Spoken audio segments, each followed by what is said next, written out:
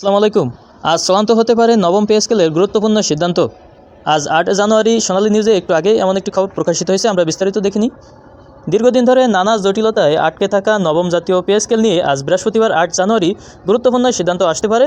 এদিন দুপুর 12টায় সচিবালয়ে জাতীয় বেতন কমিশনের পূর্ণাঙ্গ বৈঠক অনুষ্ঠিত হওয়ার কথা রয়েছে।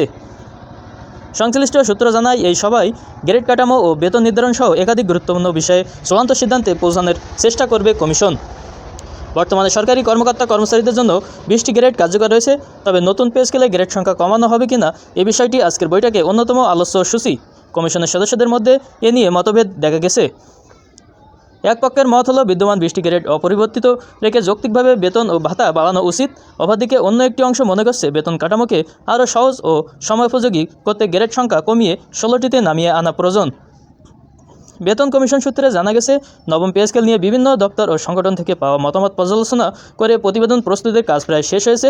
কমিশনের লক্ষ্যে একটি বাস্তবসম্মত ও গ্রহণযোগ্য সুপারিশমালা তৈরি করা। আজকের পূর্ণাঙ্গ সভায় বাকি বিষয়গুলোতেও সমঝোতায় পৌঁছানোর চেষ্টা করা হবে। একই সঙ্গে সরকারের কাছে সুপারিশ জমা দেওয়ার সময়সূচিও এই বৈঠকের শেষে নির্ধারিত হতে পারে বলে ধারণা করা হচ্ছে। তো আজকের বৈঠক সম্পর্কে পরবর্তী সমস্ত আপডেট পেতে অবশ্যই আমাদের চ্যানেলটি সাবস্ক্রাইব করে লাইক দিয়ে কমেন্ট করে আপনাদের মতামত জানিয়ে যাবেন, আর সাথেই থাকবেন। ধন্যবাদ সকলকে।